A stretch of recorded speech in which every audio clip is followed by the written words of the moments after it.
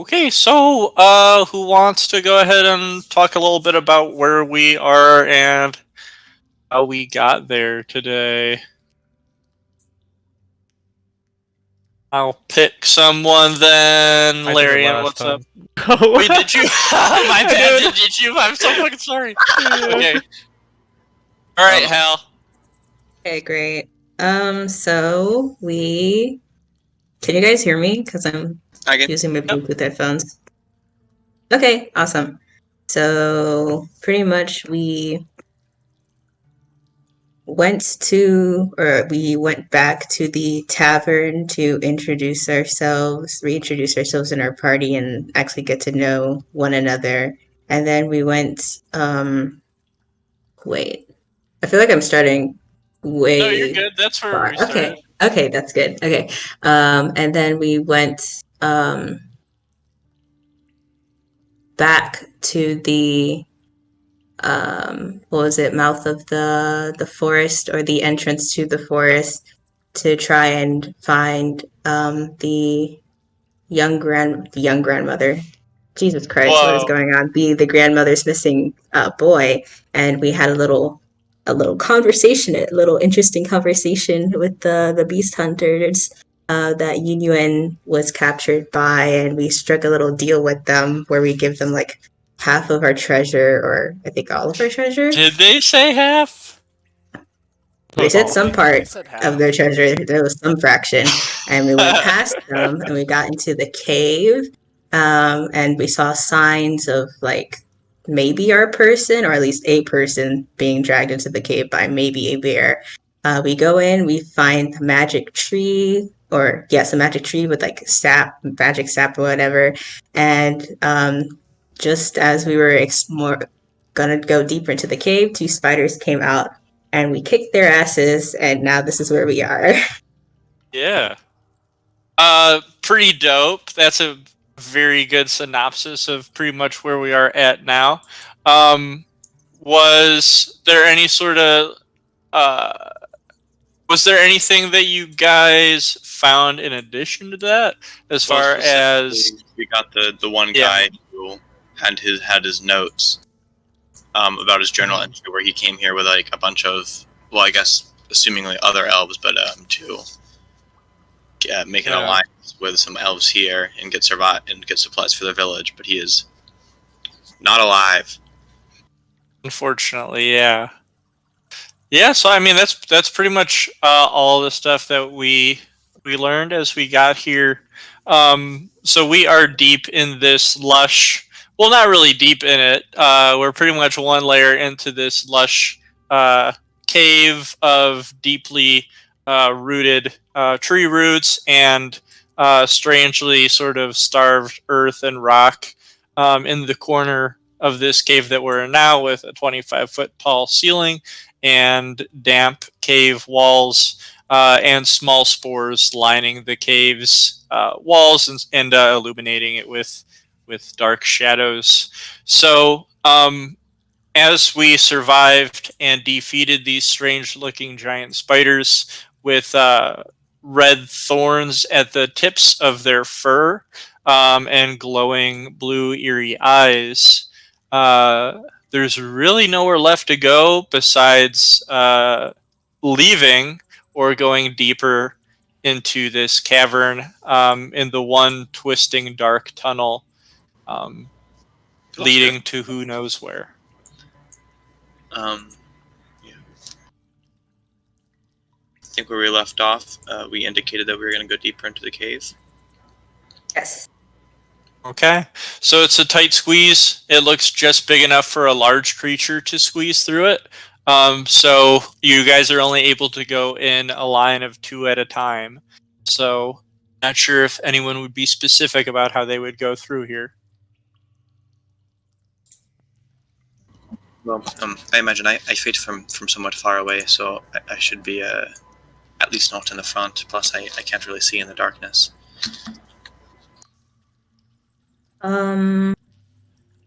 I could go in the front again. I'm happy to take the lead once more. I would say besides mud and sort of flattened, thick forest grass and moss, there aren't really any spores in this tunnel, so it is pitch black. But because of how absolutely dark it is, we can see the glowing of more spores to the right of this tunnel as it sort of winds in that direction. Mr. Pierce was that I believe earlier that I don't know if it's still going on because I think light lasts 1 minute. You had some sort of light Probably not. Yeah.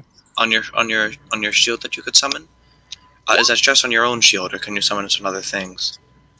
I wouldn't want to volunteer you for the front, but it's 1 hour. I can summon it on a few things, but only one thing at a time, unfortunately. Oh yeah, Well, I wouldn't want to volunteer you to the front, but whoever does go in the front could probably, I don't know, use some sort of light source. We could use torches, of course, but they run out. I could walk in the front with my shield. Well, the passageway is big enough for 2 people at a time, right? Correct. So we could walk side by side. Okay, just checking. And then Larry and I behind with Right, so I guess Chester could go in front of me. I don't know where he would fit in to all of this with the owl. He seems to be entranced by Union and sort of following close behind her legs. Many nice. legs.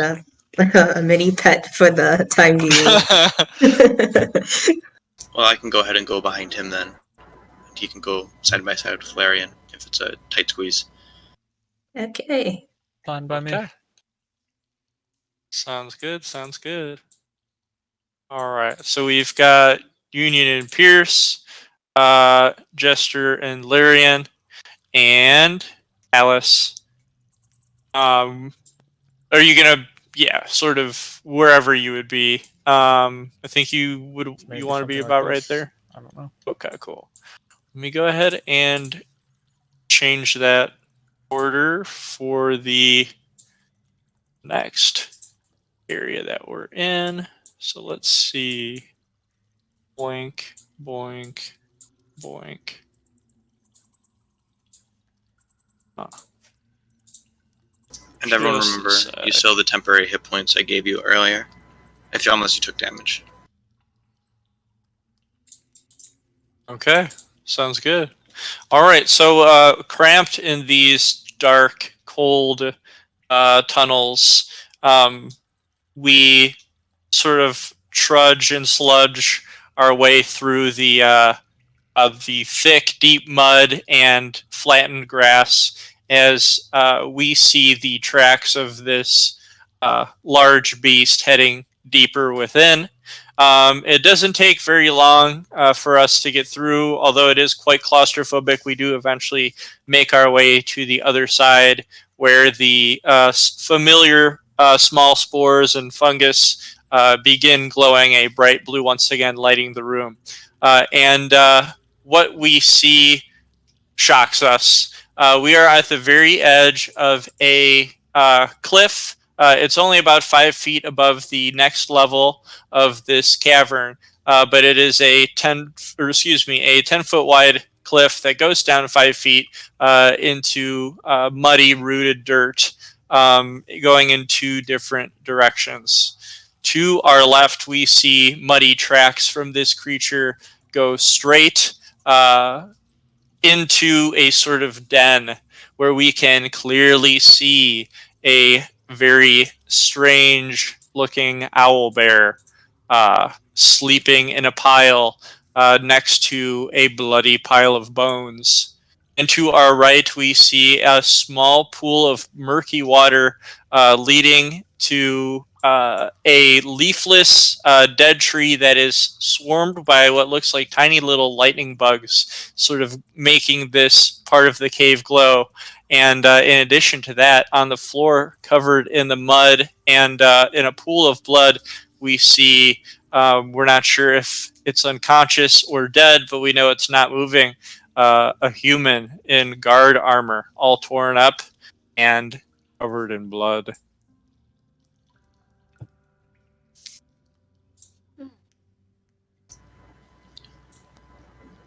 I figure that's our guy, maybe? Yeah. Owlbear sleeping, you said? It is snoring away in a pile. Well, I remember somebody calling an owlbear. I was totally joking. No. Yeah. Yep. I'm joking Yep. too. That's so funny though. Yep. What are odds? But yeah, this strange owlbear is once again very similar to the spider, in which its hair is on end, and although a purplish black, it does have these sort of red tipped thorns to its on end, wild, mangy looking fur. But it is in a dark den silhouetted by the walls. As we don't know the state of this humanoid, can't really see its features since it's covered in mud and a little far away. You'd have to get a little bit closer to see if this is who you're searching for, but it's completely up to you guys as far as you want to handle this. Marion will go ahead and ask Alice, does this one also look kind of different from normal like the spiders did, or is this just an owlbear? I will, I'd have seen owlbears, maybe? DM? Yeah, you definitely would have. It's a little bit larger, and the coloring is weird. I mean, you can see the same strange thorn things around its legs as we saw in those spiders, which is not normal. I don't know. Yeah, it looks. I would say your natural inclination for nature, without needing to, roll. I would say just understanding animals. This looks like a very painful sort of transformation I'd imagine of its it's form. almost a parasite. I want to take out the thorn I cut off of the werewolves we fought. Is it similar? Let's see. Let's see. Did you take anything off the spider for sort of comparison? I mean, just visually. I didn't take anything off the spider. I took it off the werewolves we fought first, and just it might be too hard to see from this distance, but. Well, you do know that it's fur that's red tipped, so that in comparison with the owlbear also has red tipped fur, so you can make any assumptions. Sure.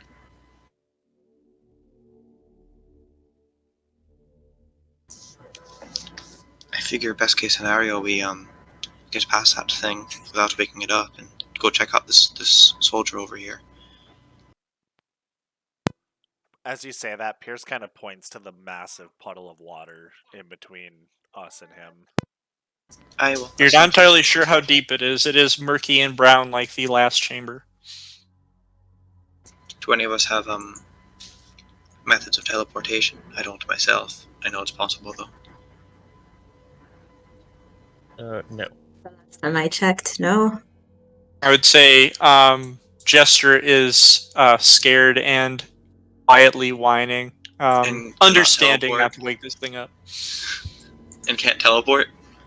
And can't teleport. No, he doesn't have a big old Could be a blink dog. J-shaped letter cape on him.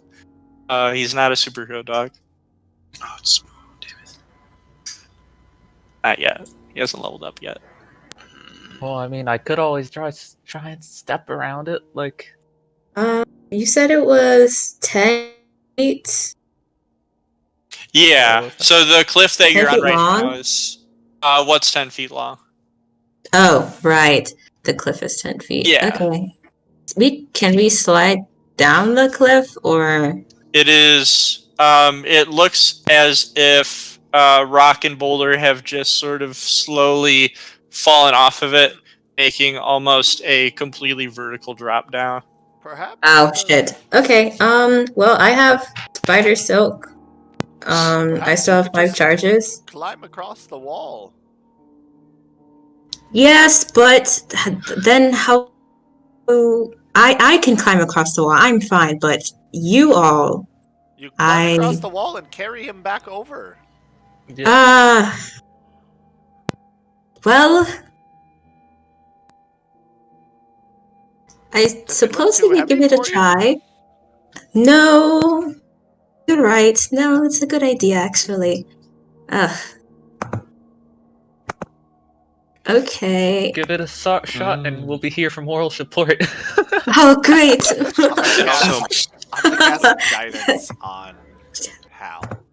I also figure Just it's on what the I need. other side of the lake and Yes. the thing from the owlbear. So if the owlbear starts to wake up and come after you, we'll be in between you and Yes, it. we So. shall intercept it.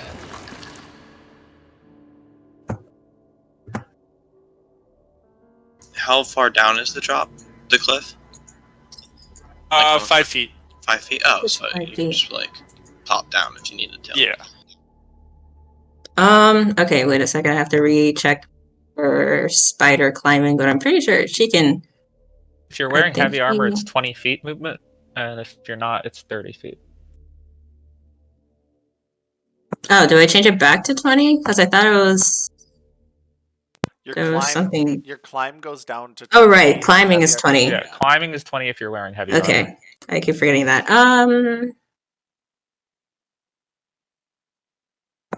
If you don't feel safe going, we can always try a different way. I can try Oh, summon no, enemies, but I'm I don't just. know if it would carry it.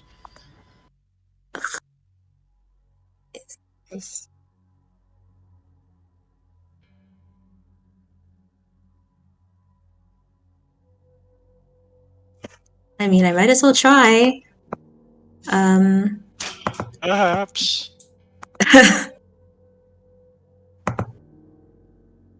Okay. I was trying to find my notes for her climbing, but I can't find it, so I guess I didn't write it down. It's just a climb. Yeah, she'll just start. She'll make her way down the wall. Okay. So, you begin your natural arachne inclination to be able to climb across this cave wall. As we can hear the skittering of your wolf spider like legs climbing across it. So, if you wanted to, were you wanting to, let's see, uh, yeah. Were you wanting to just sort of Yeah. climb all the way over there and go down? Yeah. I'll just do that. Okay. Okay. Go for it, then. Okay. Okay. As you walk over the water, it definitely emits a very putrid stench, as if you know, decomposing bodies were sort of festering beneath the water. So, making your way down and surviving that putrid stench, you do see this tall, twisting tree. It does look like there's just circling lightning bugs that are just lighting it up and making a home out of this tree. But other than that, it's just mossy, grassy, muddy floor and some spores lighting your way. Okay.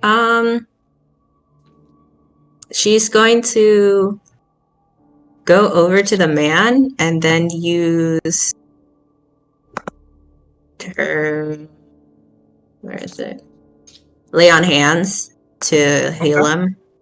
Okay. All right. So, as you approach him, you do notice that a big chunk of his torso has been bitten out, chainmail, stretched and sort of torn off of it, and he seems to be bleeding profusely from the wound. Okay. Oh, wait, Yeah. she has the healing potion from his bag, or maybe his bag, but yeah, she has the healing potion.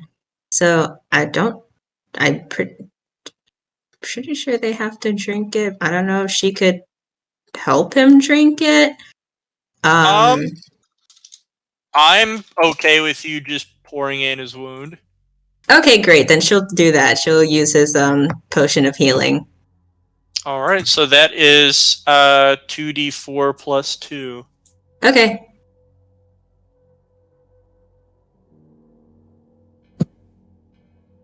That's Okay. 8 heals for 8. Okay. So you pour this glistening golden liquid into his profusely bleeding open wound. And suddenly he begins to gasp for air. And he looks up. It looks like he's been unconscious for some time. He looks up and he sees standing before him an 8-legged, medium-sized spider in heavy armor. And it looks like he is about to scream. Okay. Union would go out and cover his mouth. Could she do that? She takes a hand and she covers his mouth. And she goes, please, And he looks like he's trying to reach for a weapon on his side. Please stay quiet. My party and I, we were sent here by your grandmother to come and rescue you from the Owlbear, and I need your cooperation, please. It's easier if you just stay still. I'm going to carry you back, and if you could just trust me, okay? I'm here to help. Do you want to roll persuasion? Yeah, she'll roll persuasion. Cool. You're a paladin. You're best suited for this. Okay. Good. Guidance. It's a 9. Guidance. You can add a D4. Oh Yeah, I can add a Go ahead. D4. God bless. Okay. Okay. 12? Okay. So, with the 12, he did hear you mention that you were sent here specifically, and as he's sort of panicking and panting, you do notice that he has sort of wide green eyes, and that he does have red hair in a sideburn. He seems to match the description. He's still panicking, but he does quiet himself. So he's shaking, but he doesn't try to scream or reach for his weapon anymore. But he's definitely still in shock. Whew, good. All right, she's gonna, she'll keep her hand on, and she'll say, okay, I know this is strange and a little scary, but I'm going to lift you up into my arms or upon my back, and I'm going to carry you, and you'll get to see your family again. We brought Jester to help you, so he's up upon the cliff. And once we get there, you'll be able to see him and go home. I just need you to stay quiet. And she'll take her hand off of his mouth. He, with your hand off of his mouth and him trembling, he would say, he's still sort of like half buried in mud, so you can't see his whole body. You pretty much can just see his torso, and you can like see down to above his knees. As well as his sort of arms being buried after the elbow in mud. And he will say to you, I can't feel my legs.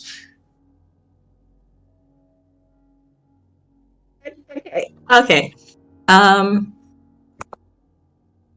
Shit, do I have anything for that? Well, I haven't used my lay on hands. I don't know if that would help. I don't know if his legs have been bitten off or they're broken, but does she need to roll anything to try and carry him? No, you'd be able to just, carrying. I mean, she does have that potion of climbing, but she's a spider. It's like a willing grapple. Okay.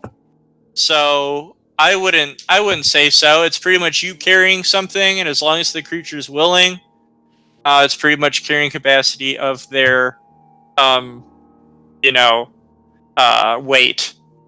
If anybody else thinks that doesn't make sense, go ahead and say so. Because I think the whole grappling carrying mechanic is kind of like not entirely set in stone.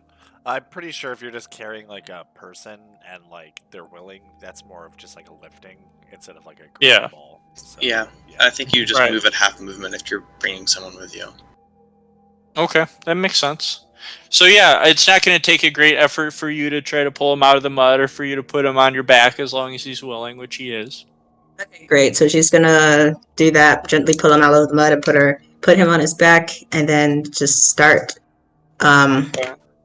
her So way. as you pull him out of the mud, you do notice he seems a bit lighter than he should for his size. I uh, see. yeah. Pulling him out of the mud, he's no longer bleeding from you curing his wounds, but he is missing his right leg just below the knee. Okay. Is it like an open flesh wound, or is it?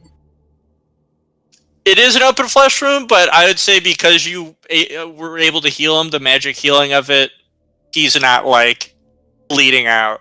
But his Okay, leg is missing. great. She's gonna take notice, but she's not gonna say anything until they're out of sight of the owlbear. So she's just gonna put him on his back, kind of secure your him back. to her body, and then she'll just start her movement back up on the wall if she could. Yeah, back up on the wall again. Okay. Okay, great. Go for it. Yeah, I think she could do the same thing. So that's just 20 of her movement. All right.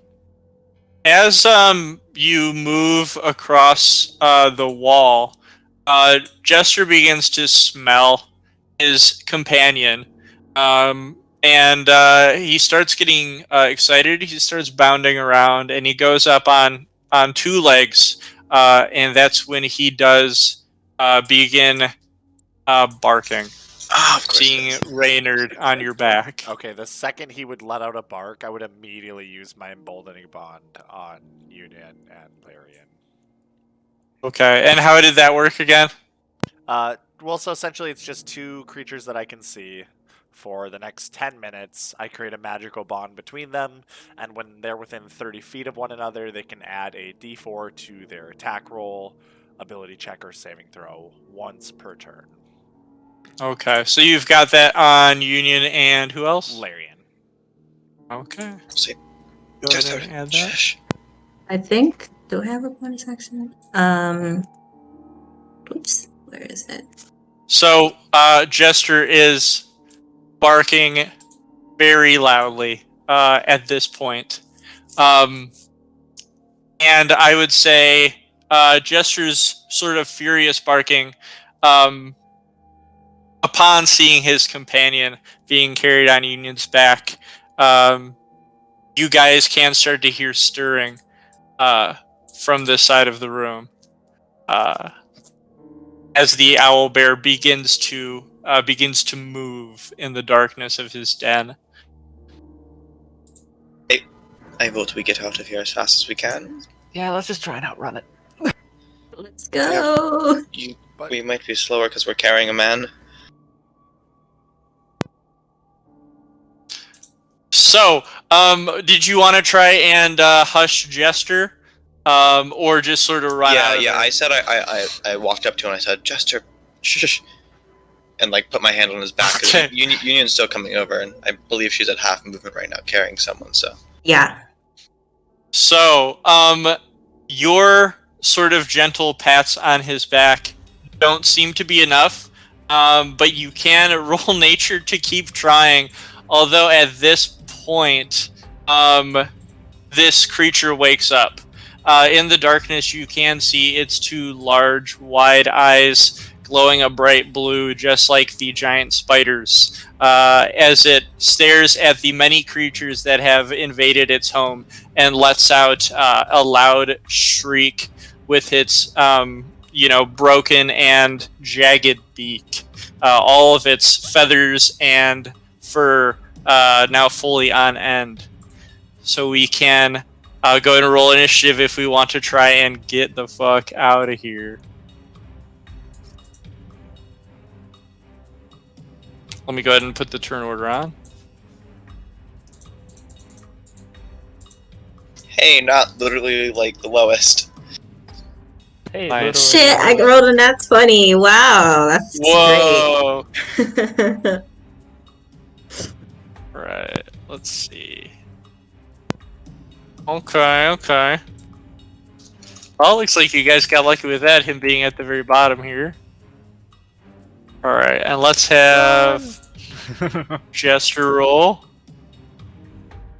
Let's see.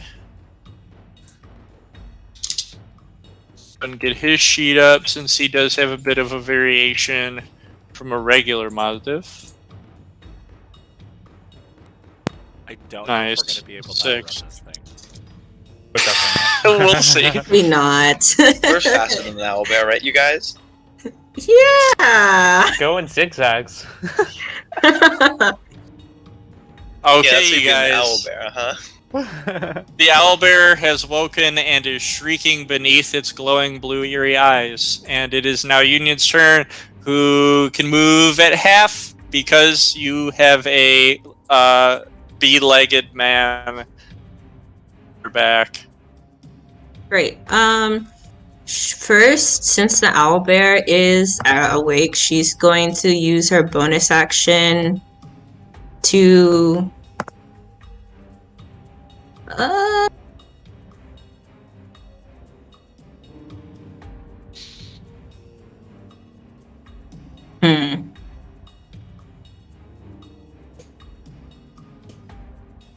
Yeah, she's gonna use her bonus action to cast Sanctuary on the man that she's carrying because that's the person that they're here for. So, should I put that in the... Nice. Yeah, go ahead. Okay. Nice. And then she's just gonna take her movement, the rest of her movement, to scramble up on the cliff. Okay. Nice. So you guys can now fully see the muddy, blood-covered living remains, I guess, of what you do know to be Reynard. He does match the description, except for missing one leg that had been torn off him by, we can only assume. But he's sitting there in shock, and Jester is whining and licking Reynard's face. And the owlbear is honing in on all of your positions. So the next step will be Alice. Okay. Let's see. It's within 30 feet of me. I am making sure I prepared this. I did. Okay. I'm gonna go ahead and cast Animal Friendship on it. Nice. So it has to make a Wisdom saving throw, and if it doesn't, it's charmed by me. Okay, and I yell let's see. And I yelled, "Owlbear, we mean you no harm. Stay where you are, and we'll leave you alone." Okay, and what is the save it needs to make? Wisdom. Has to be a 14, I think. Let me make sure.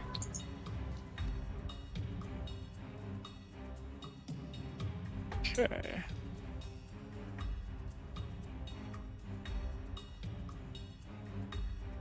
Wisdom 14, yeah. So it has to get a 14 or above. Alright, let's see if it can do this. Oh, jeez. You speak into the owlbear's inner self as this magic swirls around its mind. And you can see the blue light in its eyes begin to flicker as the blue light fades to regular blackness. Its thorny fur sort of subsides. It's no longer standing on end, and it sort of smooths out now as the owlbear no longer looks as if it wants to harm you, but just looks very confused and is cranking its head left to right and screeching more like a little tiny bird rather than a deadly monstrosity. I think it's going to be calmed for now, everyone. Sorry, that was anticlimactic. for now. Oh no, it's fine. It only lasts about 24 hours before it might even revert. I'm not sure what will happen to it. Well, we should probably get going. It does look still curious by all of you. Like I said, the blue tint in its eyes had sort of vanished, but it's more terrifying. Oh shit! I fucked up really, really hard. If it has an intelligence higher than 4, or if it's a monstrosity. No, I completely forgot. Owlbears are not a beast. It's a monstrosity. Not beasts. That's right. They are monstrosities. Would I know that? It doesn't work. Would I know that? Let's see. Do you want to go ahead and nature check? Yeah, we can go back and say that you wouldn't know that. Holy fuck! It's still there and it's terrifying. It's not a beast. Oh god. Talk to it. Alright. I will go ahead and do something else then. I will cast Spike Growth. Alright. Which is a 20-foot radius within range, and I'm just gonna. I'll go ahead and. Okay, so where's that being cast at? Like here. Try and cover. Okay. Yeah. Alright, so as the owlbear is beginning to sort of rev up and screech at you and get ready to attack, magical spikes and vines begin to crop up all around its den in front of it, acting as a barrier between you and the bear. Yeah, it actually can't see it unless it passes a certain perception check. Okay, cool. Oh, no, never mind. It can see it because it can see the spell being cast. Okay. So it's good. Basically, every Alright, so you have a barrier in front of you now. Yeah. Should we...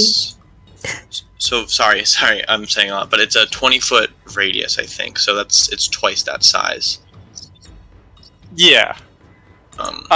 Yeah, but once again, it's just sort of visual representation. Sure. I'll go ahead and do a polygon line thing for that. Let's see. I don't know why they give spells in radiuses instead of diameters, but they do. A big spell, though. I know, it's like a really strong spell if someone's chasing you. Yeah, that's for sure. Alright, so it's like that big, I'm assuming? He's not putting it on us. He's not putting it on us. I'm not putting it on my friends and allies, obviously. Okay. It's probably like... Right. Okay, but that's just sort of as far as the size goes. Yeah. It's probably like, about that long. Cool. So I'll be putting it like... Alright, cool. Like on this corner is the edge of it, probably. I don't want to hit any of our friends. Right here? Yeah. Okay. So these spikes crop up all around its den, and if it moves at all, it's going to be taking that. I think it's a D4 piercing damage. 2d4 piercing damage. 2d4 piercing damage. Per square. Okay. Yeah. And then it's also difficult terrain. Alright. So it'll be half movement speed as well? It will. Okay. Will that be it? Or are you going to start running? I'm going to wait for everyone else to run first. So I'm not moving yet. Okay. Next up is Larian then. Brave Sir Roblin bravely ran away. Yeah. I guess so. Why not? Alright, see you guys on the other side. Okay, Larian then sprints through the darkness of this cavern, sloshing through the mud, and is nowhere to be seen.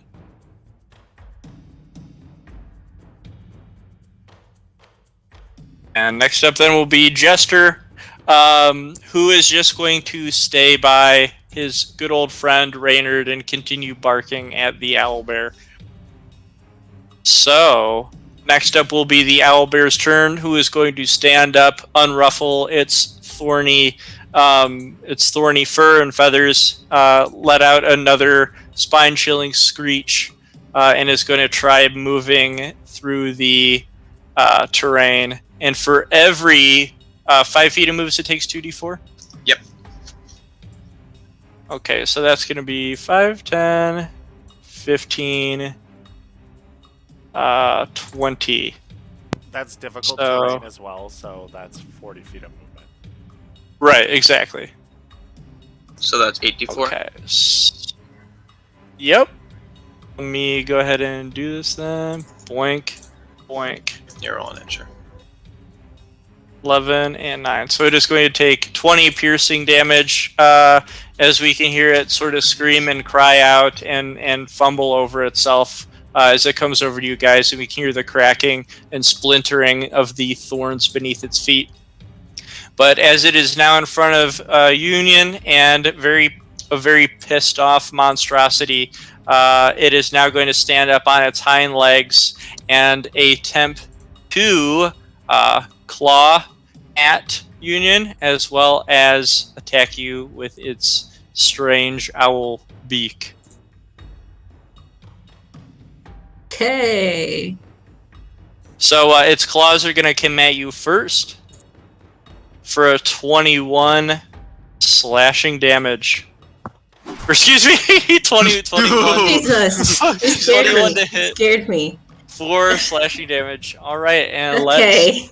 see how much damage you take. Oh, Jesus. Watch as it's 21 again. I'll be so mad. You God. take 14 slashing damage, and as the damage pierces your flesh, you begin to see shocks and sparks like lightning coming out from it, dealing 3 lightning damage to you in addition to that. That's so cool. Wait a second.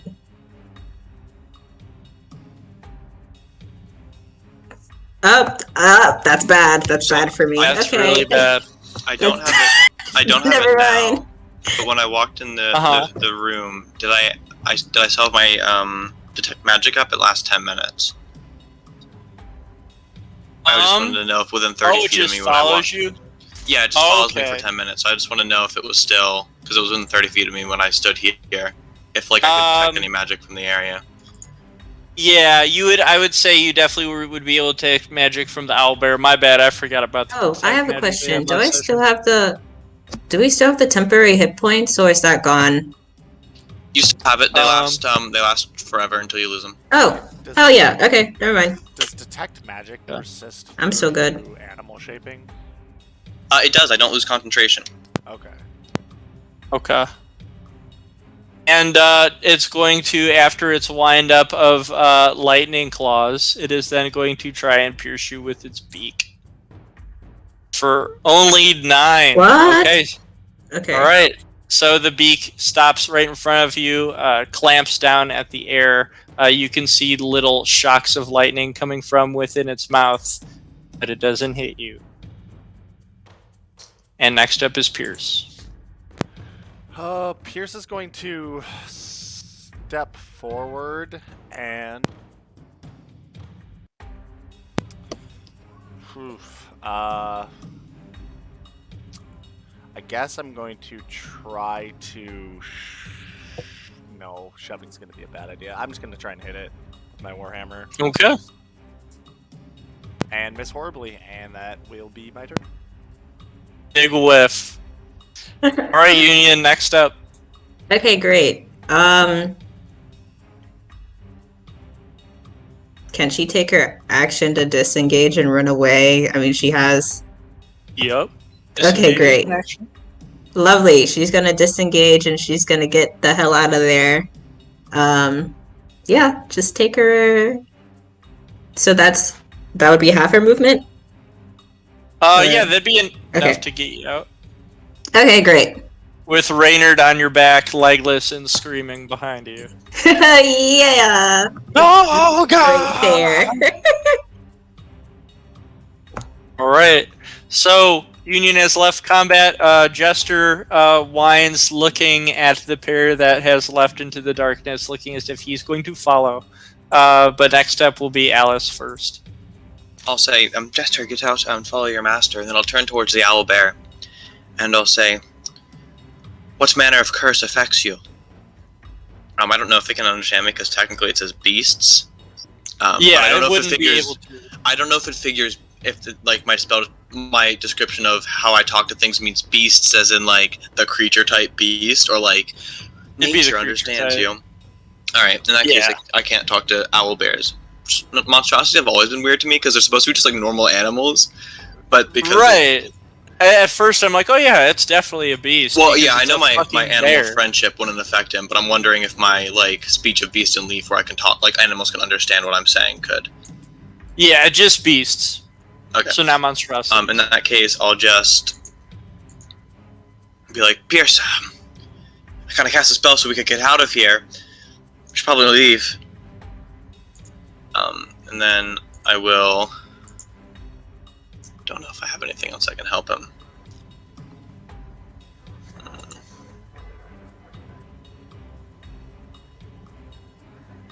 don't think I do. I'll just stand my ground, and I'll walk over to the ledge and like offer a hand to help him up, like hold my action to Nice. help him up over the ledge. That'll be my turn. Take my hand. Next up will be Jester, who will bark frightfully at the both of you, sort of looking as if he can't decide if he wants to go towards his master or stay with you. But fear gets the best of him, and he sprints into the darkness, running toward Reynard. And next up will be the Owlbear, who, standing on shadows over Pierce, both arms outstretched, looks down to Pierce and lets out another owl screech, and goes to try and hit him with his claws for 25. That is. Okay. So that will be 11 slashing damage. Sparks ignite in your wounds. And you take an additional 6 lightning damage. Afterward, it will go to attack you with its beak. And clamp right in front of you and miss. It's your turn, Pierce. Alright, so just having his entire world essentially obliterated from one attack, he is going to take the disengage action.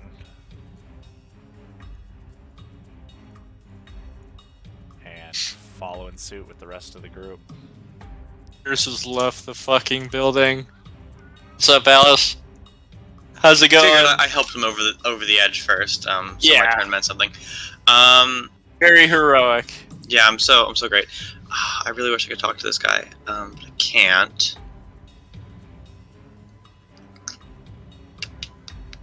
I don't really have anything that could like hold it in place for like some sort of investigation, or like make a Looking wall. deeper into its eyes, as it is now you and him one-on-one, beneath the glowing blue aura in its eyes, you can see what looks to be what could be interpreted as the swirling of a storm and cracks of thunder beneath its glossy blue eyes. I'm assuming in all my time in the wild, I've never seen anything like this. Never. I'll look at it sadly one last time, mutter something under my breath, and bolt. And hopefully it can't follow us over that ledge. Okay, so as you run into the darkness, you hear nothing but the maddened screeches of a terrifyingly mutated owlbear, much more tough, deadly, and aggressive than its regularly aggressive counterpart. But with that running from its screeches, the screeches eventually echo to silence. And you all find your way back to the other side of the cave. I think we best get out of here as fast as we can, yeah? Run! I want to go as everyone runs and take a sample from the spiders that we killed earlier. Just like cut off one of their legs, or like the end of one of their legs. Mutilating a spider right in front of our spider friend. Yeah, so as you guys head away from the cave, Reynard's shock sort of goes away as he now just begins clutching his leg and go, "Oh God! Oh God! How am I even alive? Why did that thing not just kill me when it got me? Thank you! Thank you so much! Let's get out of this damn godforsaken cave!" It was probably saving you to eat you later. Don't. Oh, God. Now is not the time. It was probably going to torture you slowly. Eat your innards first. Oh God! So we go to the dead the dead rotting spiders as the chaotic evil characters torture this mutilated man for some reason. And you can go ahead and roll. Well, I don't know. If you're just cutting it off, I don't think you need to like roll survival. Yeah, or I mean, anything. like, I could, like, harvest them for their poison, but that would be inhumane. Right. No, I'm just gonna cut off its leg. Okay. Cool. What? No, I just got its leg. Okay. Yeah. So That's an after some autopsy. time of carving into one of its 8 legs, it does come off, and some goop starts pouring out. Some bloody yellowish green goop just starts flopping out onto the floor with some horrid stench. And what were you doing with the leg? Just storing it for later. I want to compare it in a last life or death situation Cool. to the other sample I have of the wolf and see if there's any similarities. Bro, the GIF is now relevant twice. What the fuck?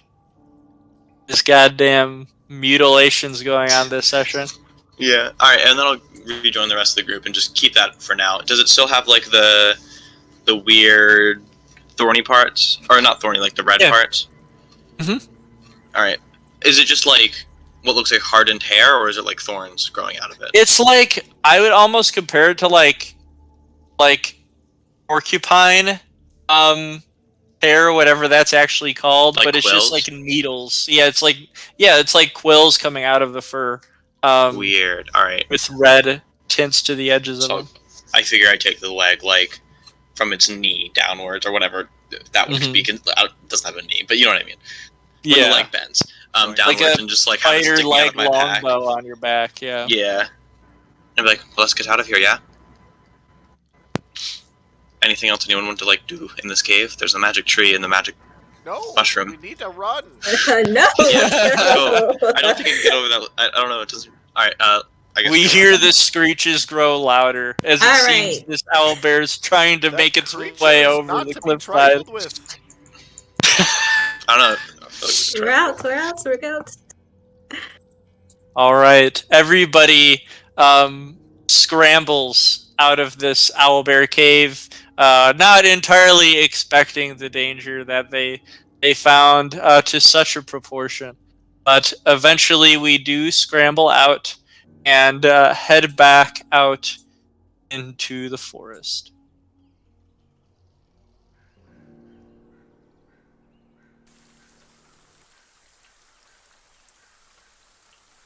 All right, so let me go ahead and get our buddy Reynard out here as well.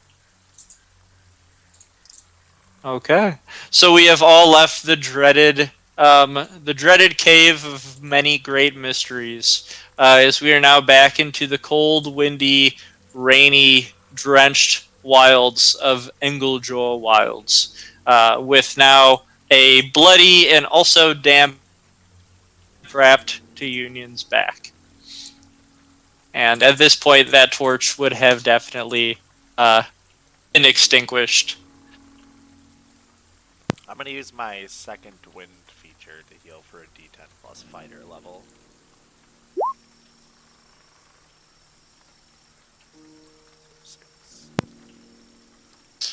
Reynard would just be screaming incoherently, mumbling to himself, not really able to comprehend the situation that he's in yet. But Jester is still licking at his face, trying to calm him down and whining. He's just going, "Oh, my leg, my leg!" Quiet. Okay. Perhaps we should make our way swiftly back to Crowshade. We're going to pass by those beast hunters again. didn't find much in the way of treasure. Yeah, they you- said if, not when. Yes. If they have a problem with it, then they can fight us, I guess. I don't know if they'll accept that explanation, but we can go ahead and try it. It's like, It doesn't matter. I have a man in my arms. Something is more important. Let's go. right. So Perhaps it would go be ahead. better if we rested for an hour if you think facing them is going to be unavoidable. Well, we kind of have an owlbear in there who might be trying to That's chase true. us, and Good a point. man. Let's just have a quick picnic. No, I figure we head home as soon as possible. A combat with them Yeah. would be faster than a combat with that bear. Let's get out of here quickly. Please, I must be back behind the gates. Perhaps we lure the Okay. owlbear back to them. Put Reynard on the end of a fishing line No. and just reel it in. Spider silk fishing line is very sturdy, I've heard. So, as vote is we just we go. all... Yeah. It is this way. But as we all gather together, Jester and Reynard and everybody has barely survived this very strange owlbear. We do begin our trek deeper into the forest. And with the amount of distance that we've traveled and with us being tired now and Reynard being on Union's back, it is more of a slow trek through the mud now. And with this, Reynard is beginning to come to. His breath is, slowing down, not being as frantic. And he's breathing deeper and sort of just taking inventory of the situation that we're in. And with this, he would turn to Union, whose back he is on, and he will say, How did you know where I was? How is it that you were able to save me? Well, your grandmother was distraught at your disappearance, and we took it upon ourselves to see where you were, and we asked. We used our deductive reasoning and talented trackers and such to We follow the dog. find your bag. Yes, we. To put it, to put it simply, we followed your dog. So it was all Jester. Jester barks did. proudly. He's such a good boy. That he is, but there is a more pressing concern now. It is very lowly of me to be brought back this way. Those of us who get lost on the hunt or guarding the outside who perish, well, it's seen as brave. And me being brought back in the state that I am, and no longer able to fight under the Blackwing Regiment, I don't know what Captain Reynolds would say about this, much less my companions. What life is there for me in this village if I no longer can protect my people on the hunt? I can't see myself laying in a bed for the rest of my days. Perhaps someone can craft you a new leg. That is a possibility. Well, I guess if I'm in the hands of the Pyre Clerics, they are healers and they may be able to fix me right on up. Perhaps you can bring me in front of the church and Father Kine can give me his blessing. I think you need I a think carpenter. How about we not a take you cleric. home first? You only lost one of your Boom. 2 legs. Unlikely that you'll fight again if you get a prosthetic, but it's possible that you could do some other sort of job to help protect the village. How did the Black Wings get their weapons? Yes. Through a forge, of course. You could supply them Why, weapons by learning a different trade. I do believe you're right. Now, there are still blacksmiths operating under Mayor Draithnar who still respect him a great deal. I am one of the few Blackwing Regiment soldiers that do still respect Mayor Drathnar, and perhaps I could get a job beneath him. It is very, very kind of you to offer such possibilities for me. I now have hope going home facing my dear grandmother, but I still would like to see if the good father could bless me. Do that May on we your pay own a visit time. to him on the way back? No.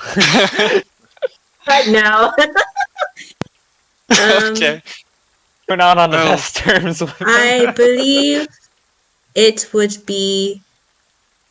Um, how about we take you to your grandmother first?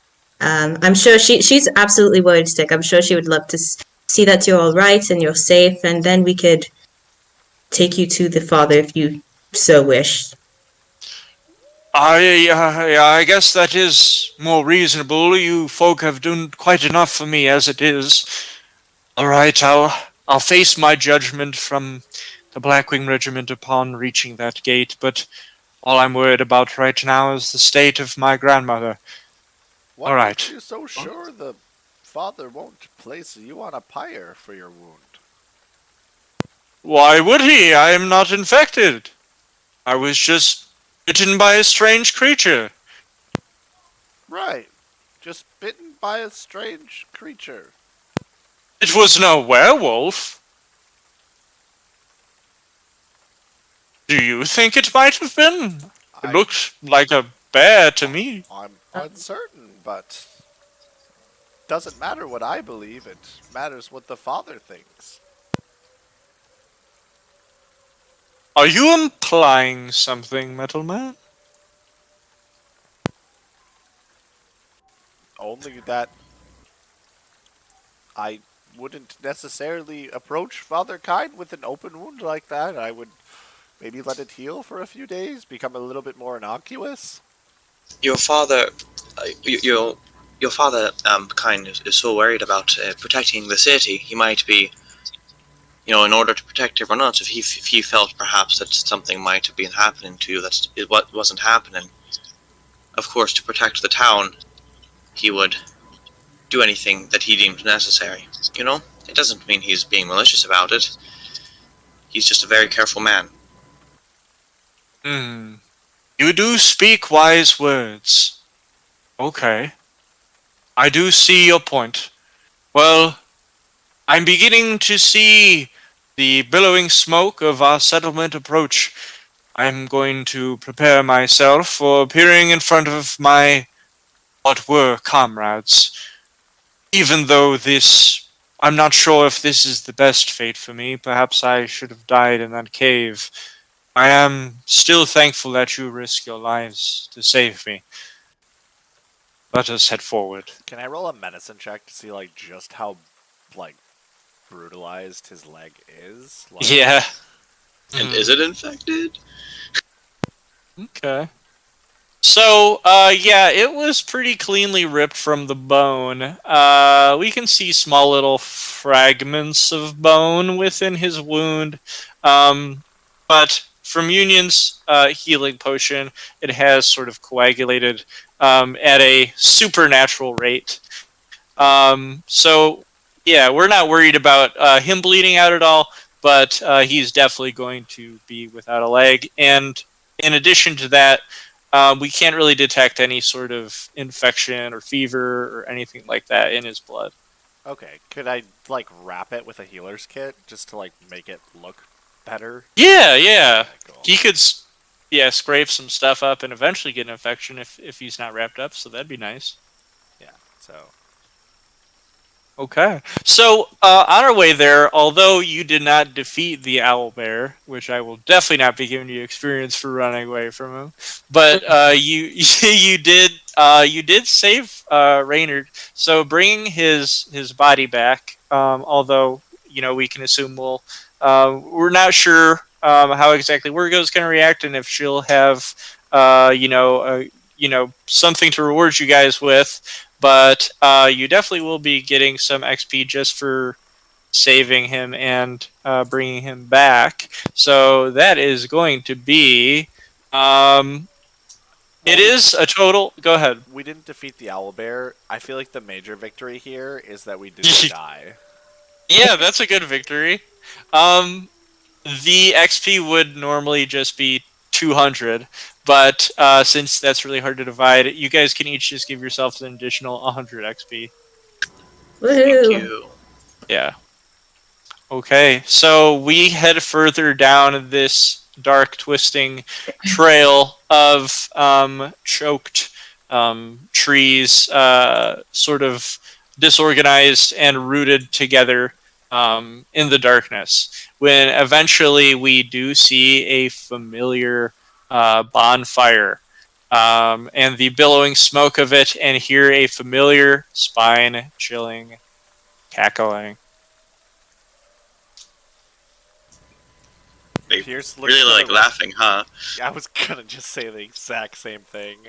What happened? I was gonna say Pierce turns to the rest of the group and was gonna say, "Why are they always cackling?"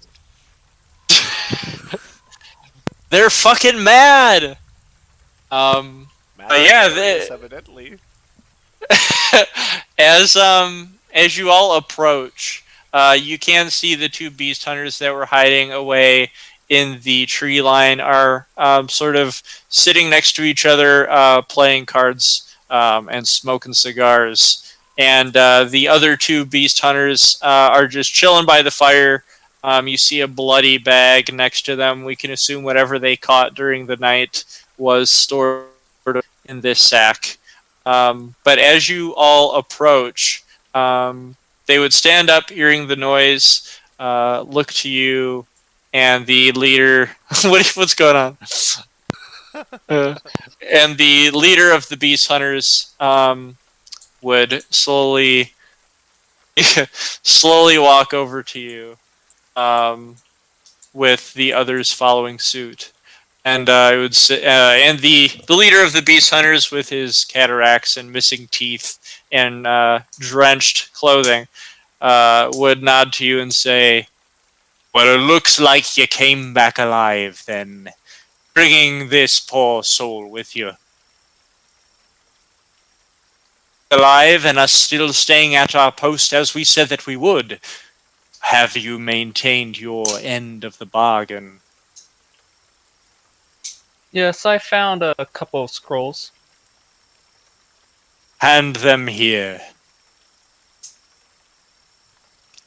And he would outstretch his bloody, bloody clothed, gloved hand. Honestly, Larian will Well, hand come it on over. then. They'll hand it over.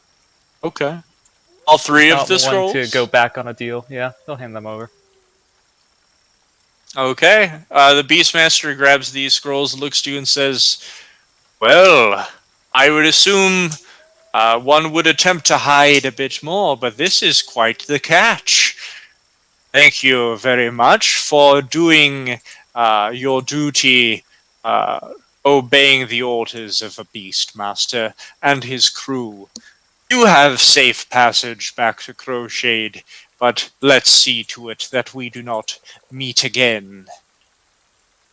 Fine by me. And they would all nod to you, holding their muskets and their blunderbusses, and allow you to pass. I don't know if my eyes could handle another meeting. Let's go. And I'll start walking away. As you all walk away, let's see. Union walking away. The leader of the Beastmasters, the one who was responsible for caging her, would look to you with a smile, and he would say to you, "Perhaps you walked away the luckiest of all of these. Now you have the chance that you wish to prey upon them when you turn mad like the others. Perhaps we never even needed to threaten them at all." And they all laugh amongst each other. Yunyuan God. What would she do? Alice will stop walking when they say that and just like turn and look back to Union and not say anything.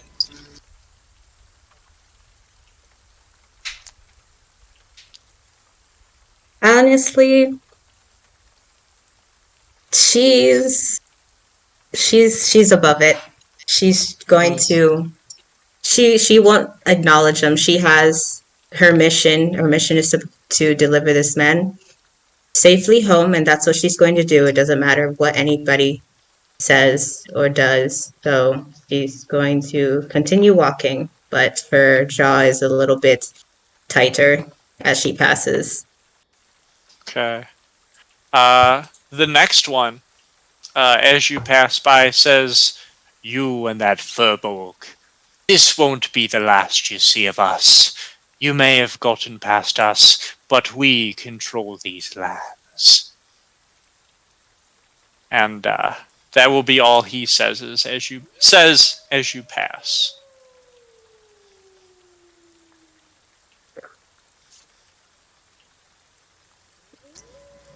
Okay. I'll turn around at that and continue walking.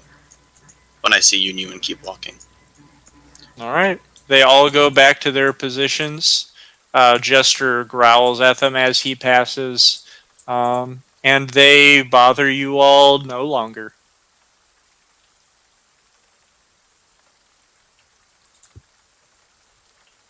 So, we all make our way across the bridge over the rapids. We were able to escape the cruel-spirited nature of these beast hunters, as Larian was able to cut a deal with one of them and retrieve back some scrolls from that unfortunate corpse of a half-elf that we found in the cave. And now that we are finally out of the reaches of those beast hunters, we finally have headed back to the gates. Let me go ahead and get that all ready for you guys. Is there anything you guys would sort of want to say to each other, sort of on our way back to the gates, or are we all silently marching until we reach there? Once we get out of the earshot of the hunters, I'll say, we got past them for now, but if you will be sticking around with each other for a while, we're gonna run into them again, and I don't know that it will be so peaceful. Perhaps we can run into them again when we don't have a man missing a leg. Aye. That's why I was so That's fine. adverse to I'm not starting afraid to something kill the in first time. self-defense.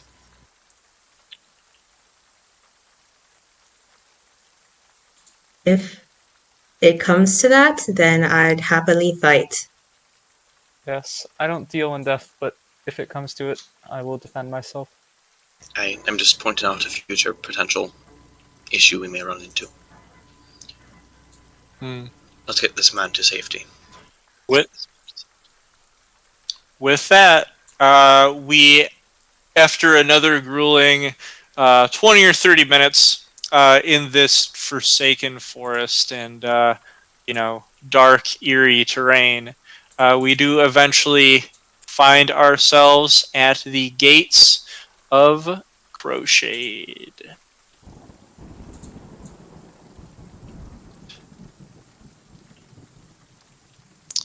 We head toward the large wooden gates. We can still see the eerie claw marks from the werewolves as they had clambered over them the night before. The two guards that had been there since the last time we left are still standing at the top of the tower. They peer down. One of them sort of lifts his helmet up and rubs his eyes in surprise at what he's seeing. And he looks down and says, "Hey! It looks like you returned, and none of you dead. Who is that you carry with you? Is that one of us? Why is he on your back?" Reynard will look up and say, Companions, I've lost a leg. These outlanders saved me. Please let us in. I must speak to Wirgo right at once. The guards look at each other. They say, Wirgo, perhaps you will speak to, but you will eventually have to face the captain. I do not believe that seeing you in your condition, he will allow you to keep fighting. But good luck to you, Reynard. We're still glad to see you back. Let's get you inside and ride off. And they go to the back of the towers, lifting heavy cranks as the gates creak open, and you guys are able to head back into Crowshade.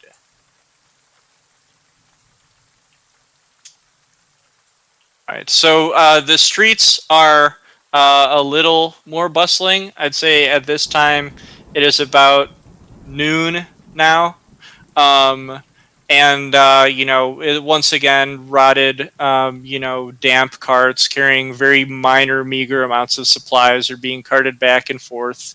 You having a injured guard on your back, some citizens are sort of gasping at the sight of it and backing off with wild eyes. But if you'd like, as Reynard sort of sits on your back, morosely, you can go ahead and try and head back to Wirgo if you'd like. Yeah, I think Pierce would head that direction if the rest of the party is as well. Yep. Okay. Yeah. Sounds good. Let me go ahead and get that part of the map ready. Okay. Let's go on over to Wirgo's house. So we head deeper into Crowshade, down the familiar cobblestone, upturned cobblestone roads, and find our way back to the center plaza. Let me go ahead and bring you guys over here. With Reynard on our back, we see two familiar villagers sort of bickering at one another in the center of town. We recognize them from a particular evening in the tavern with what seemed to be a very snooty married couple that wasn't too keen on non-humans being within their village and wearing somewhat wealthier hunting clothing. They do not notice you as you pass by, though.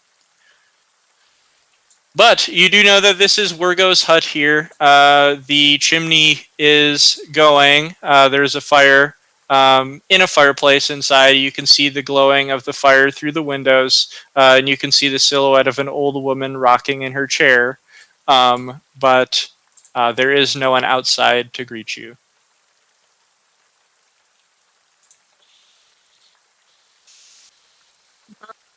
I mean, we're here, so Yuan's going to just so it doesn't look like she's home, or is there like any indication that she's home? Or? Well, it looked like there was an old woman that was sitting in a rocking chair that you can see by the glowing fireplace inside. Oh, okay.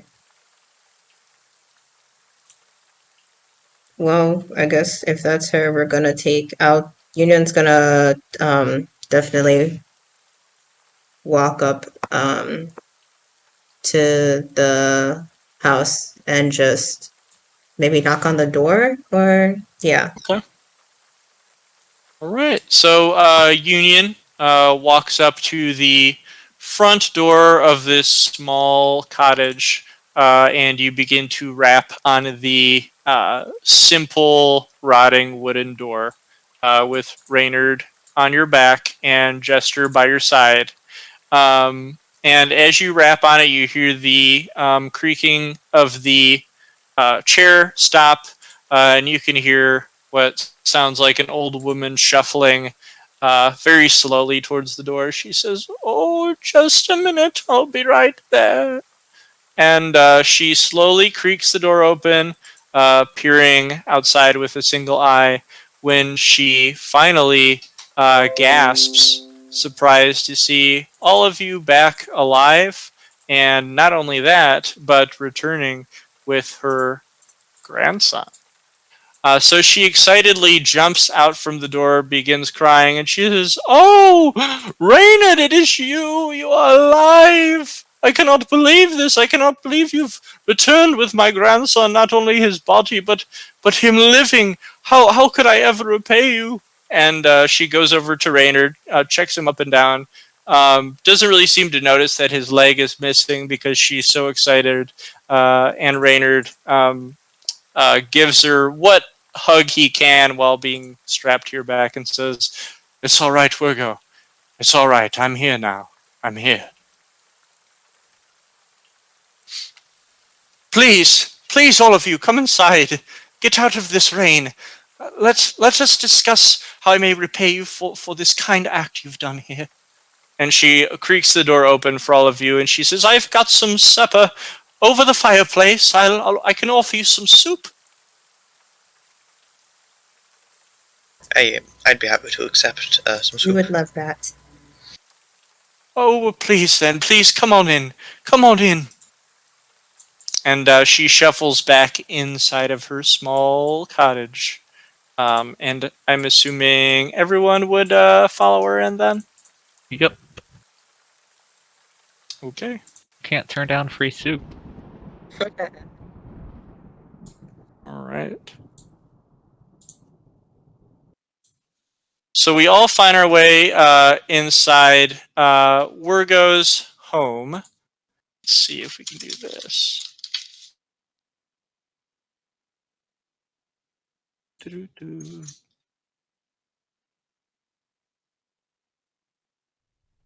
Oh, it's groovy. I thought someone just broke into our server. Oh no, yeah. It's groovy. Okay, so she invites us into her humble abode. And she says, "Oh my," as she starts to notice Reynard's wound.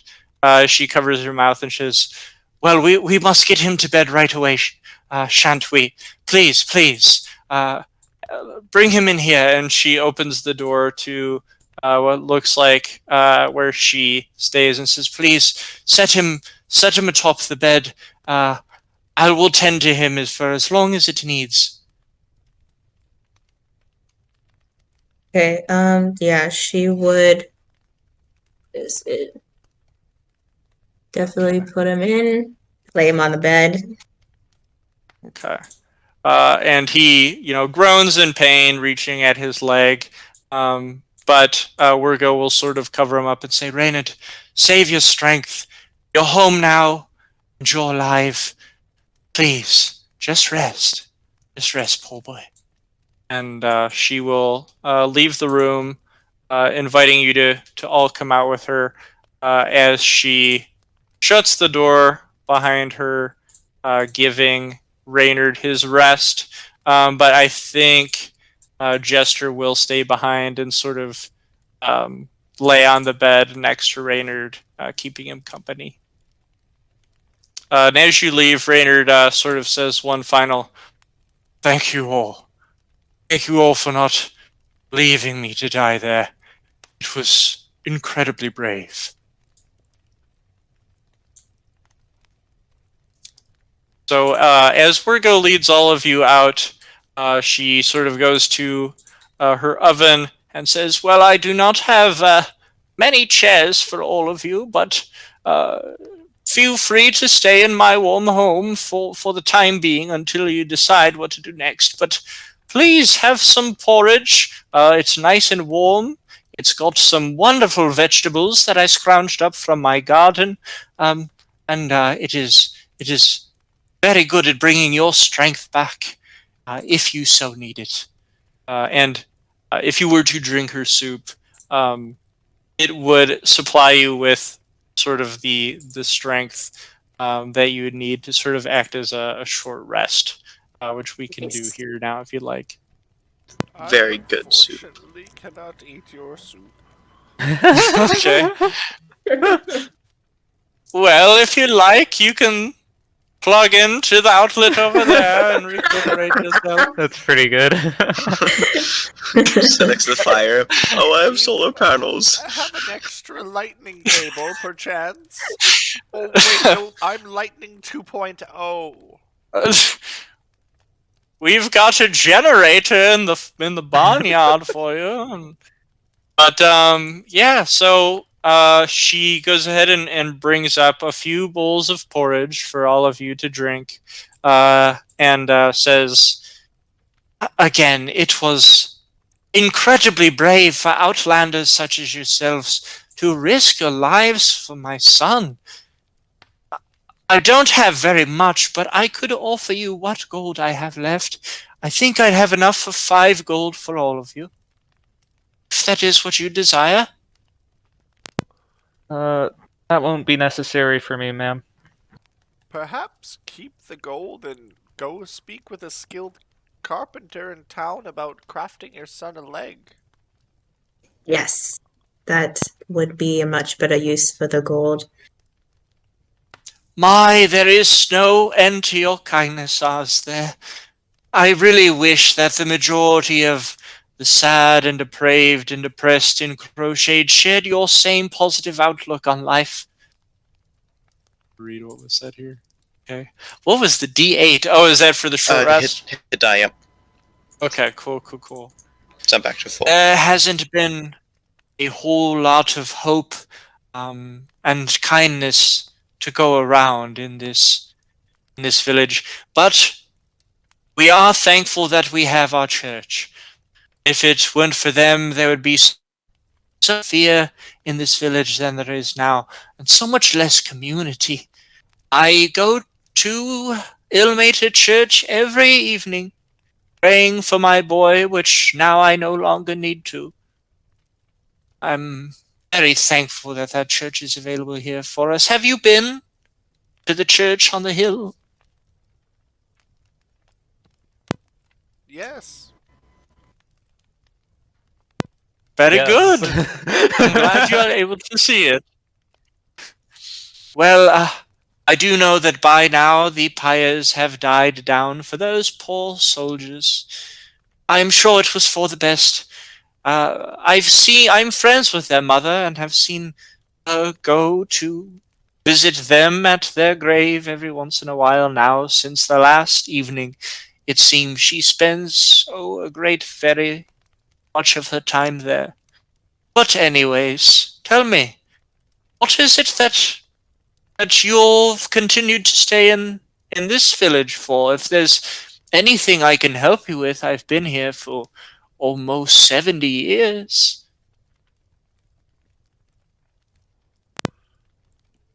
Well, we were looking for a Well, boy. Do you mean the one that you found? Yes. Well, you found him, so I'm glad that you can help yourselves with that. But if you would like nothing, go ahead. Well, I was just wondering because we visited down there, and after the fight broke out, we were there during the werewolf attack. You've been here for almost 70 years. How long has there been a Church of Ilmater here? I don't know. Pierce already knows this information, but I don't. So. Well, the church has been here for quite some time, but until 50 years ago, it was very worn down. Everybody sort of began giving up hope in Ilmater and giving up hope in the church here. It remained dilapidated, even after those brave companions of those who started the Blackwing Regiment built it. Their names are almost entirely forgotten now. But almost 50 years ago, seemingly out of nowhere, this man in his late 20s showed up with these beings in silver masks by his side. We let him in. He seemed to have a great deal of hope on his shoulders, and although it took some getting used to, his new ways and his new teachings seemed to resonate with all of us. And once again, we began work on our church. It was raised once more, it was painted, and we all became a community under this new strange man coming seemingly from nowhere. Seemed as if a blessing from the gods himself, his arrival. But yes, that is the history, or sort of the new history of our church. And when did the human sacrifices start? I think that's a bit of a, well, not quite the kindest way of proclaiming them. I wouldn't really call them human sacrifices so much as ceremonial offerings. These offerings began as soon as this gruel storm grew much out of proportion. There was much fear in it, and it seemed with it, infections started rising up in the city before they could turn into anything, before anyone could transform into these strange creatures. It was by the will of Father Kine and his pious clerics to stop the infection before it arose. So that is when the ceremonial offerings began, is when we started to fear infection, and Father Kine sort of educated us to the matter that this was something truly to fear. And in all those years, there hasn't been any outlook, any news of a cure or anything. No one from the town has ever tried to go to the north, maybe, and see if other towns have the same troubles. Oh, no, dear. It's far too dangerous for us to leave these walls right now. Our only hope is that through the will of Ilmater and through our worship, driven towards Father Kine, that perhaps one day the sky will open up again and we will see sunlight. We must only have faith. Unfortunately, our dullard of a mayor doesn't really seem to share the same beliefs. Although he does allow Father Kine to have his way in this city, he seems to have sort of put himself away in his manner, doesn't really come out very much, and he's sort of a relic of the past here now. I'm not sure what it was, but after Father Kine arrived, just stopped speaking. That's very strange, but as long as Father Kine is taking care of the village, I suppose. Yes, and he definitely is. We're all getting quite sick of our mayor being here. We know that his family is responsible for the Blackwing Regiment's existence, and you know that they have a historical significance in this great village, but enough is enough. If the mayor is not willing to be a mayor for us, well, perhaps Father Kine could take his place. But that is neither here nor there. Don't you think that Father Kine has enough power running just the church? You seem very eager to give him more influence within your town. Well, I wouldn't call it power so much as he is the source of our faith. It's not as if him alone was able to do this, but all of us as a community. And for some reason, that our old decrepit mayor has decided not to be a part of that community.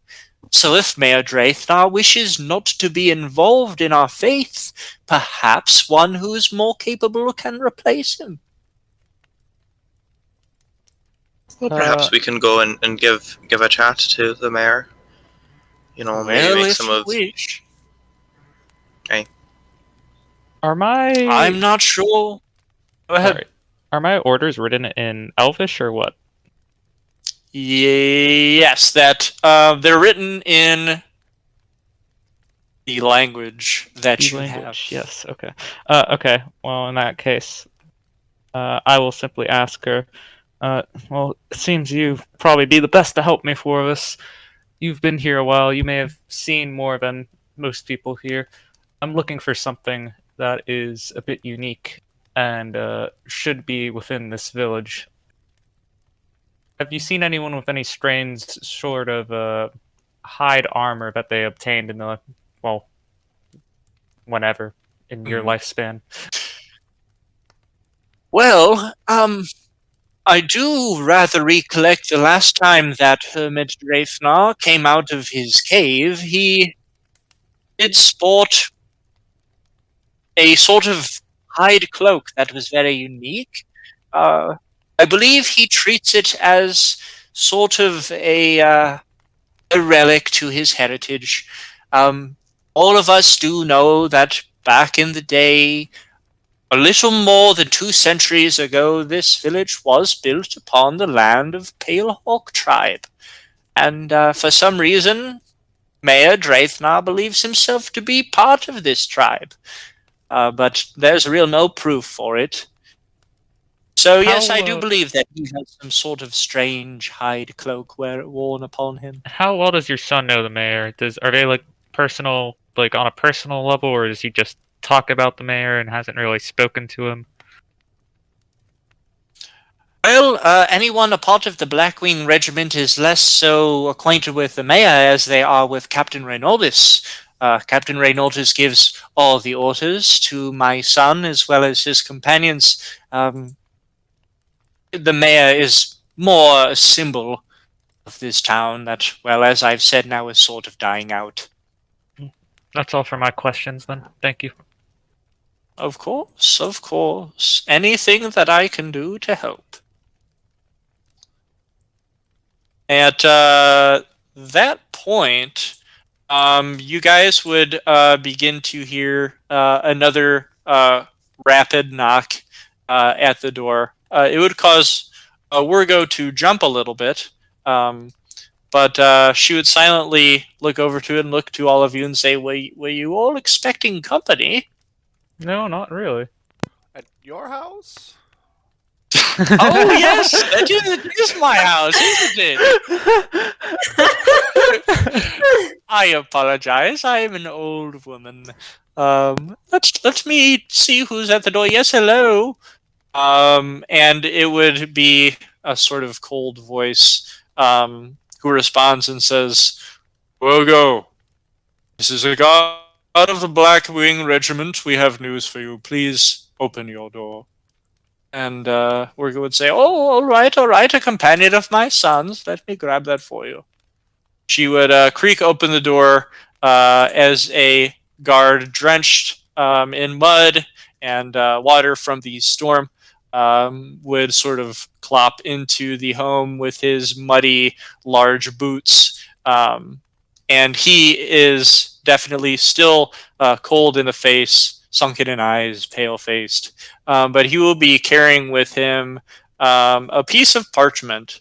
And he will look to Wirgo and say, Miss Wirgo, you being family to the Blackwing Regiment, Captain Reynolds has decided that there will soon be a celebration for the anniversary of the Blackwing Regiment's beginnings.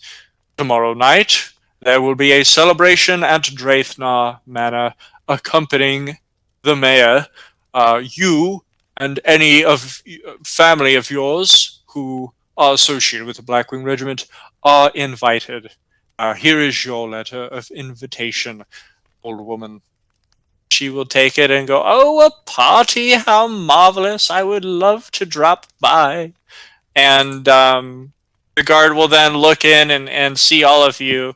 You guys would recognize him as being the guard that watched over Ye Old Tortoise Tavern. And he seemed to recognize you. And he says, yes. Right, Captain Reynolds was also looking for you, motley crew, as well.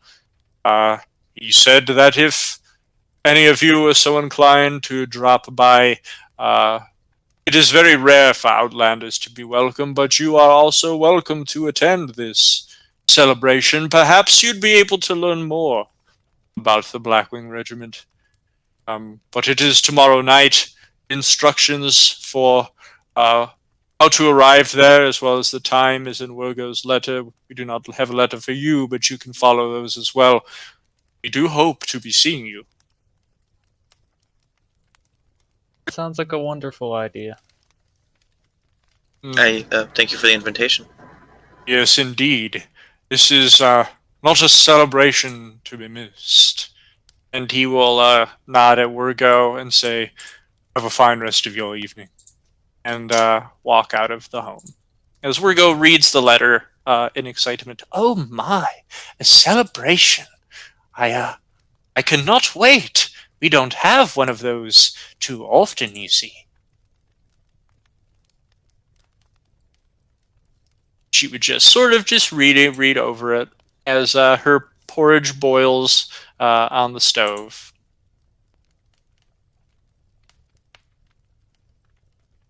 Well, I suppose it's a good way to wind down after the events of today, so sure, I would like to go if everyone is planning on going also. And perhaps we could find more information about this so-called Father Klein and his relationship with the mayor. Oh, as well, I do so remember you speaking with Arkthorn. Please give him this. It will be a symbol that you are telling the truth, that you have returned to me. I know that he is the one that gave you these orders. She pulls out like a tiny little rabbit's foot, and shuffles on over to Larian and offers it to him and say, "If you show this to Ogthorn, he will know it was from me, and he will know that Reynard arrived at my home safe and sound." Oh, go ahead and take it. Thank you, Miss Wirgo. Thank you. Thank you 100 times over. Well, what's our next course of action? We should probably go back to the inn. Yeah, so it wouldn't be a bad idea to go ahead and tell him that the job's done. All right, if that's what you guys want to go ahead and do. Yeah, personally, I don't have any plans for today, so I figure we get out of Miss Wirgo's hair and return to the inn. I'm interested in looking into this party that's coming up. That's a mod. All right. Sounds good. So we will go ahead and head on over to Yule Tortoise. It's already 7, so we can go ahead and take a 15 as we do that and head in.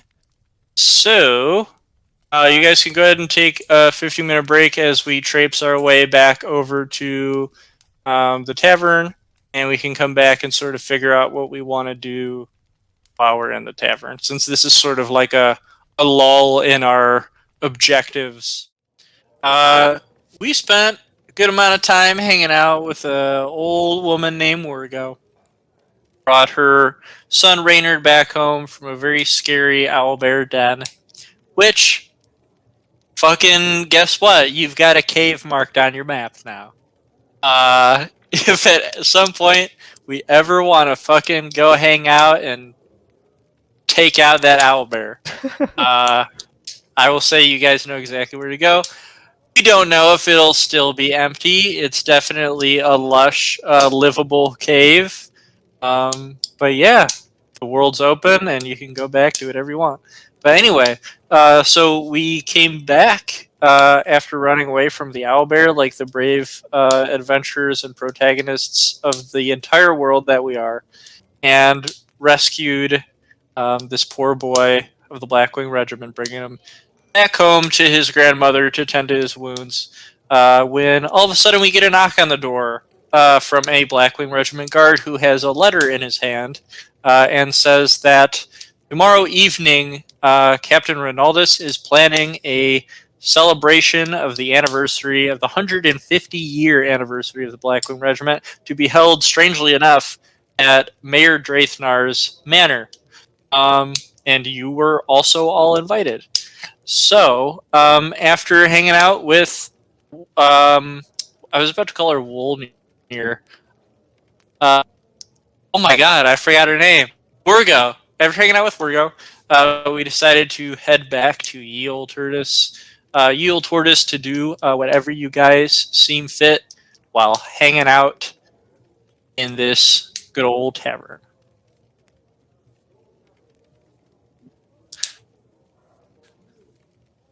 So, y'all enter the door. I'll go ahead and just sort of set the stage a little bit. There is, since it is in the middle of the afternoon, there is a lot more hustling and bustling here. It's a lot busier.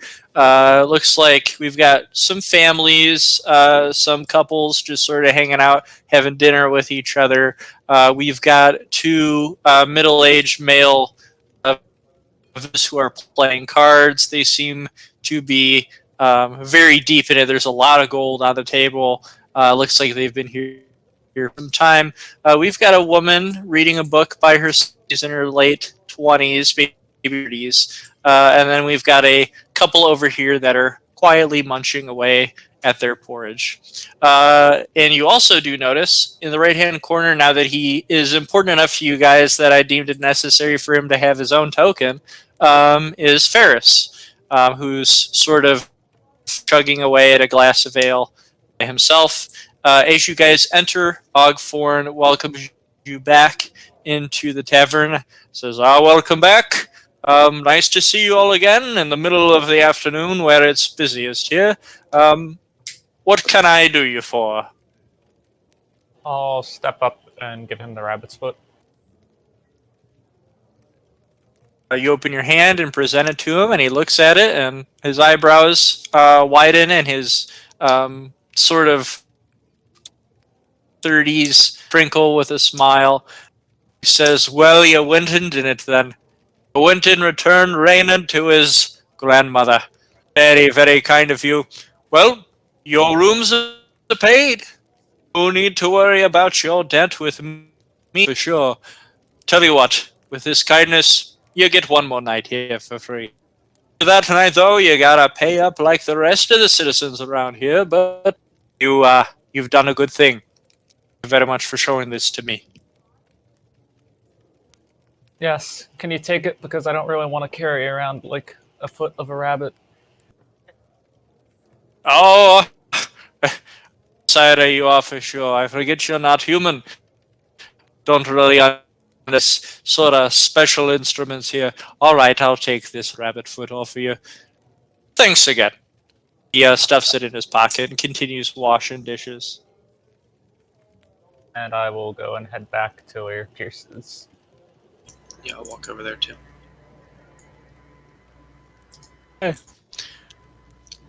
So, Pierce went down and sat next to Ferris, who's just sort of slumped over the table. Seems to be deep in thought and chugging away at this ale. Is there anything that you would have said to him as you sat next to him? Nope, I would have just awkwardly stared. Okay. So Ferris look up to you. He'd be a little tipsy and say, hey, old kid full of steel. Nice to see you again. How you doing here right now? You doing good?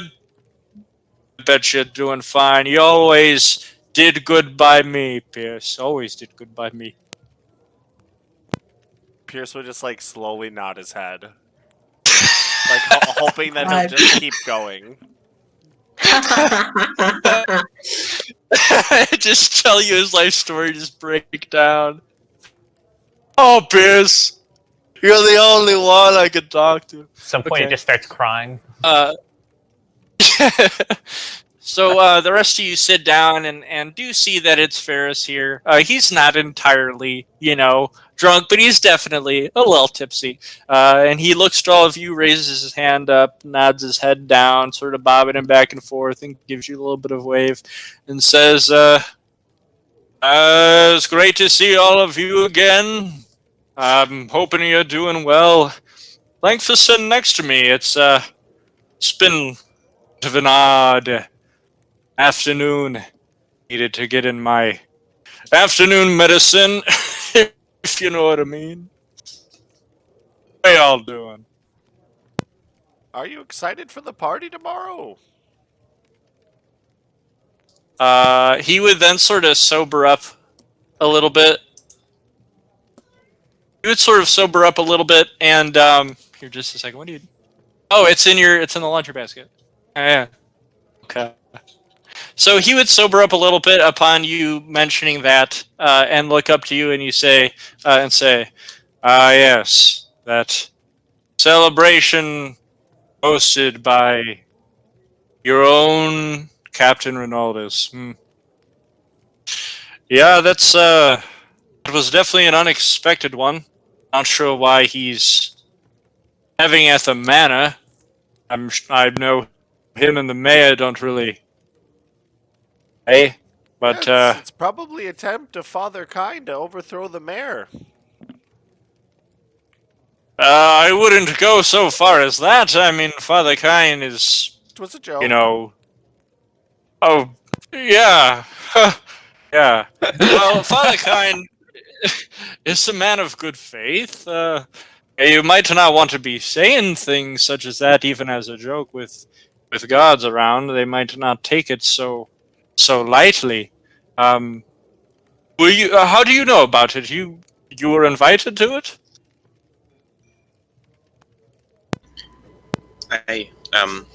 Someone visited Miss Wirgo's house when we brought back Reynard, and they gave us an invitation, kind of a informal one. Well, let me tell you this. There really aren't very much who still have the mayor's back. There's really only a few of us remaining who still really care about the old bastard. And I for sure am one of them. So he's still, he's still a good guy. He sits there alone and doesn't really come out very much. But who can blame him? If the whole village really doesn't see a reason for him being here, why would he put much effort into, mingling with them?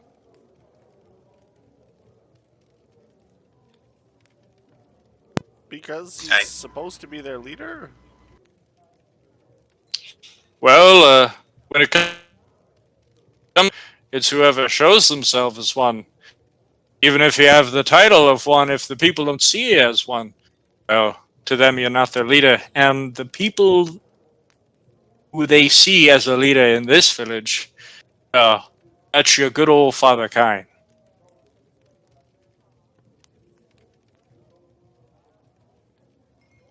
And he would just continue sipping his ale. I suppose we'll see how the party goes. Maybe it's an attempt by the mayor or by the captain to reconnect on some level. We'll see. Perhaps. It will be either that, or they're planning something official. Perhaps this is Father Kine's kind-hearted way of bringing the people together and making the transition that we've all been looking for the past couple of decades. Can I roll insight? Is he like, does it seem as though he knows more than he's letting on? Go for it. So, let's see. He definitely is trying to sort of force himself to be optimistic. He's worried about things. And you can tell by sort of his demeanor and his facial expression, the fact that he's sort of, drinking himself, that he's sort of just worried about what's going on. But he's trying to stay optimistic, that there are good intentions here. Pierce, you weren't there, but we have an extra day in the inn, by the way. Yeah, we get one more free night here. As for rescuing Reynard, and of course the other 2 nights free that we already had. Well, until tomorrow evening, when this celebration takes place, which I no doubt am going to be at the mayor's side, hoping for the best outcome. It'll be nice to see you there. Yep, it would be nice to see you as well. You haven't heard any rumors about it from, within the guard or just among the people? Well, it's definitely been a bit of a surprise. As I've said, we don't really hold parties celebrations much anymore, but even less so ones at Draithnar's manor. He does stay there with his sister, and they sort of tend to the place after the passing of their parents. But that it's almost a ghost house with how little happens there. Sort of a long lost relic to the past. It's become. He sort of stares off into the distance, just thinking about the past.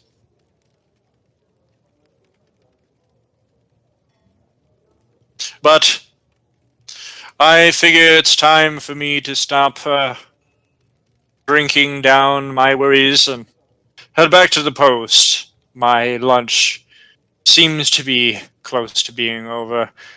And he stands up and he gathers his gear, puts it back on his back, as well as his crossbow, and sheathing his longsword. He says, "Be looking forward to seeing you tomorrow night. Have a good rest of your day.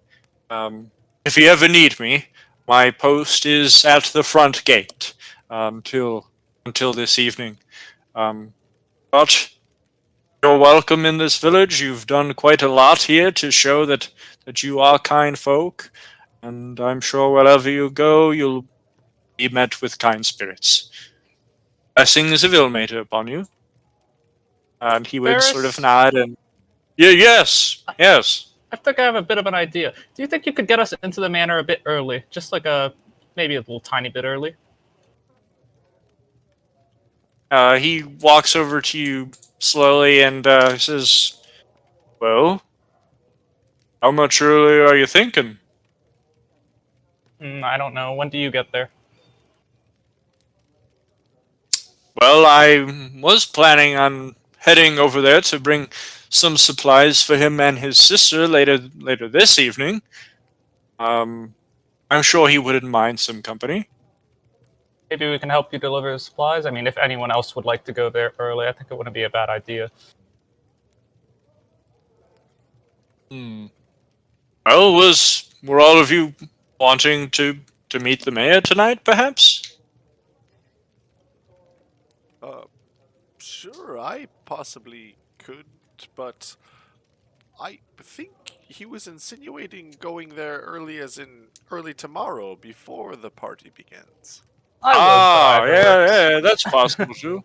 Well, either way, I am part of his guard, so I will be heading there before any guests tomorrow. So you could either come with me to help deliver supplies tonight, or you can drop by with me as I take up guard there tomorrow evening, whichever you choose.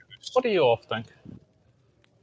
Pierce slowly looks down at his heavy owlbear gashes across his metal armor. I could use the rest. Yeah, so tonight earlier tomorrow then. I think that would be fitting. I just All wouldn't right. like to miss anything, if you understand what I'm saying. Not particularly, but I could get you in there early. Well then, thank you, Ferris. You're very welcome. You did save my life. Whenever you need me, I'll be right on standby for all of you, just the same as I am for our dear captain. I'll see you later tomorrow evening. Get your rest. I'm sure it'll be a fun time. Yes, stay safe. See you all later. You as well. And he will head out, sort of wobbling back and forth a little bit, crossbow heavy on his back, as he goes out the tavern door with a creak, hearing the heavy rain drenching the outside as he leaves. So he's listens to the group. So he's pissed drunk, going back to his job. Yeah. Yeah, that seems like the hazard. I don't know. I think a drunk guard is a great idea on duty. Well, he probably does. He seemed nervous about the party tomorrow. I don't know if he thinks anything bad is going to happen, but there's definitely worries there. Well, if Father Klein and the mayor are going to be in the same building, I feel naturally tensions will rise. And all the guard are going to be there. Indeed, and if what we've been hearing is correct, they largely support, their captain and Father Kine over the mayor, which worries me.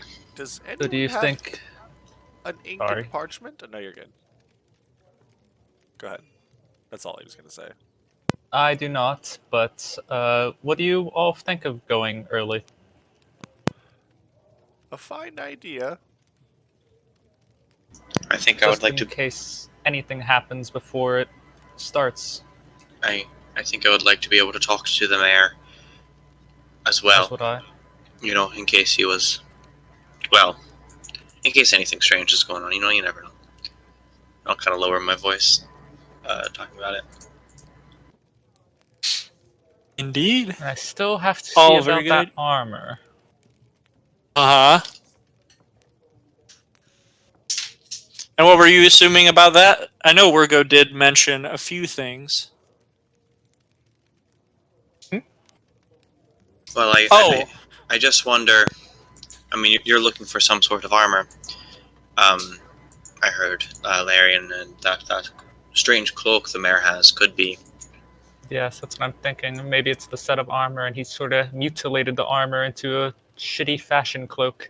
Or maybe the armor included a cloak, and there's more pieces scattered about parts of the Maybe. land over time. Hopefully, I'd hope he wouldn't butcher the armor for a cloak. Right. I mean, it is a very important piece of history, and It would- that would be a shame. It would also be pretty bit difficult to do, right? Because the armor would have a lot of small pieces of hide, and to make them into a cloak would be. It would look really weird. Yeah, I was thinking that too. I was like, Uh-huh. probably not the best fashion statement, but Well, I suppose we'll Wow. be able to ask him about it tomorrow. yes, hopefully. All right.